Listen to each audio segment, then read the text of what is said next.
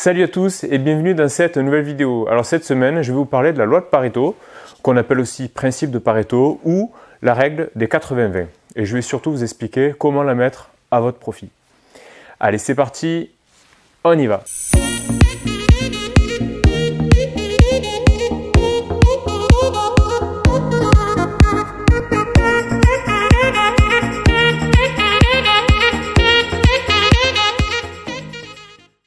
La règle des 80-20 au principe de Pareto, ça provient de Vilfredo Pareto, qui est un sociologue et économiste italien du 19e, 20e. Voilà. Bon, l'idée là, c'est pas de vous faire un cours d'histoire pour vous expliquer l'histoire de Vilfredo Pareto. Voilà, c'était juste pour planter le décor, pour savoir à peu près quand même de qui ça vient, d'où ça vient et de quand ça vient. Voilà, je trouve ça quand même important.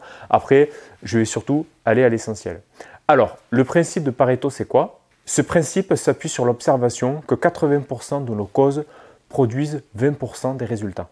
Au niveau de notre productivité, on peut traduire ça par 20% de nos efforts produisent 80% des résultats.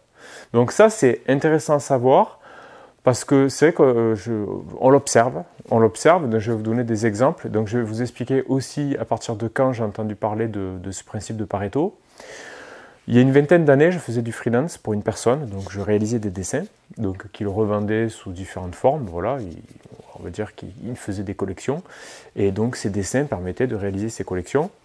Et il me disait que, cette personne pour laquelle je travaillais, me disait que 20% de mes dessins produisaient 80% de ses ventes. En gros, c'est-à-dire qu'il me disait que, voilà, quand tu fais 10 dessins, il y en a 2 qui fonctionnent, et il y en a 8 qui ne fonctionnent pas. Et il me dit, c'est ainsi, ça a toujours été ainsi, ce sera toujours ainsi.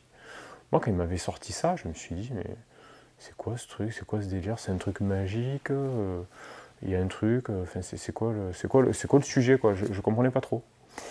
Alors, il n'y a rien de magique à tout ça, hein. Alors après, je ne sais pas comment on peut expliquer ça précisément, mais en tout cas, je pense que certains produits sont les faire-valoir d'autres. On va dire, si je sais pas, il y a 10 t-shirts, il y a 2 t-shirts qui vont plaire à la majorité, et 8 qui ne vont pas vraiment plaire, et qui vont servir on va dire, de faire-valoir pour les autres. Voilà, pour mettre en valeur les t-shirts qui vont se vendre. Donc on appelle ça aussi... Je sais que quand un produit sert à mettre en valeur un autre produit, ça s'appelle l'effet pom-pom girl. Pom-pom girl, ça provient d'une histoire, c'est symbolique, hein, c'est un groupe de filles. Et donc il y a des jolies filles, des filles un peu moins jolies. Les filles un peu moins jolies vont paraître jolies parce qu'elles font partie du groupe des filles jolies. Donc du coup, ça va créer une sorte d'illusion, ça va créer... Voilà, c'est des filles jolies, donc vont bénéficier de cet effet. Voilà, donc on appelle ça l'effet pom-pom girl. Et c'est vrai que dans la vente, on peut constater ça aussi, hein, on peut dire ça. Moi, je trouve qu'il y a une similarité avec ça, même si certains diront que ça n'a rien à voir. Moi, je pense que dans un magasin, je ne sais pas si ça vous est déjà arrivé, moi, à un moment donné, je m'achetais pas mal de fringues, tout ça, et quand je regardais un t-shirt dans le magasin, il me semblait plus beau que quand je l'avais ramené chez moi. Et en fait, je m'apercevais que le t-shirt était mis en valeur par tout ce qu'il y avait autour. Voilà, comme je mettais plusieurs t-shirts les uns à côté des autres, du coup, c'est vrai qu'il y avait un effet de groupe, quoi, avec tous ces t-shirts ou d'autres produits, hein, ça marche avec d'autres produits. Donc voilà, il faut avoir en tête ça. Alors, comment profiter de ce principe de Pareto? Alors personnellement, j'ai tendance à être trop perfectionniste pour des tâches qui ne le méritent pas. Alors, je m'améliore de jour en jour par rapport à cela et j'en vois les effets. Donc je vois l'efficacité du changement de comportement que j'ai par rapport à ça.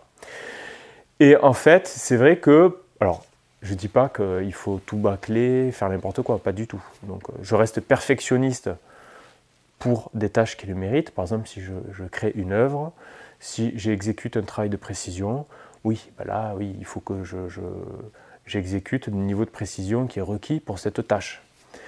Après, on va dire pour des tâches un peu différentes, par exemple, je sais pas, je prends l'exemple, je dois ranger mon bureau, eh bien, je sens quand j'ai franchi la règle des 80-20. C'est-à-dire que quand le boulot il est fait, à peu près, là je me dis, ça y est, mon bureau il est rangé. Là, si je continue à ranger, je vais produire 80% d'efforts supplémentaires pour 20% des effets. Donc en fait, là, je vais basculer de l'autre côté. Donc voilà, donc des fois, je le vois.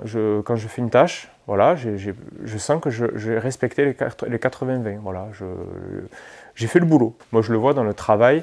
Quand je travaille en équipe, en collaboration, eh bien, je vois parfois mon binôme ou la personne avec qui je travaille se faire happer son temps par des tâches qui ne vont rien nous rapporter. C'est-à-dire que ça ne va pas forcément apporter une plus-value dans notre travail global et qui va nous bouffer énormément de temps. Donc en fait, ça, avec l'habitude, j'arrive vraiment à le voir. Maintenant, je me dis, ok, je prends un exemple pour Super Blablaland, donc un jeu que je suis en train de développer en équipe. Donc Super Blablaland, en fait, pour faire grossir le jeu, il faut créer des nouvelles quêtes, il faut créer de nouvelles activités. Bon. On pourrait facilement se perdre dans une activité qui nous coûterait énormément de temps en programmation, énormément de temps de création graphique, et tout ça pour un effet qui serait très minime par rapport à l'intérêt que pourraient avoir les joueurs dans le jeu. Par contre, parfois, on se rend compte que en exécutant une tâche qui est rapidement faite, eh bien, ça va apporter une grosse plus-value au jeu. Voilà. Donc en fait, c'est vrai que quand on travaille pour un projet comme cela, on va tendance le but, c'est quand même de chercher ce qui va avoir beaucoup d'effets pour un minimum d'effort. Voilà. Et donc, c'est là que rentre en jeu ce principe de Pareto.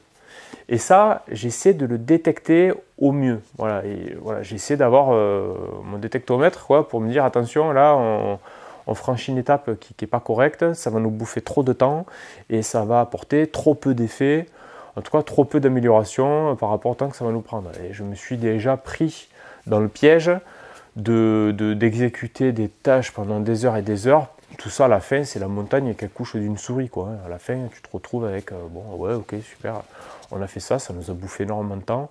Tout ça parce qu'à la base, l'idée était séduisante. Mais vous savez, il y a beaucoup de fausses bonnes idées et donc il faut faire attention à ça. Voilà, donc voilà, c'était une petite vidéo toute simple sur le principe de Pareto et en tout cas, comment l'appliquer à votre mode de productivité. Voilà, en tout cas, j'espère que cette vidéo vous a inspiré. Likez la chaîne, abonnez-vous, ça m'encourage vraiment, c'est sympa. En tout cas, j'apprécie vos commentaires, n'hésitez pas à partager des expériences de vie par rapport à ce principe de Pareto. Ça pourrait éveiller en vous quelque chose, voilà, en vous disant, bah, tiens, c'est vrai peut-être que ça, si j'en faisais un peu moins, j'aurais le même résultat et pour beaucoup moins d'efforts. Voilà, merci pour tout, merci de m'avoir écouté et je vous dis à très bientôt pour une nouvelle vidéo. Ciao, ciao, ciao! We dance.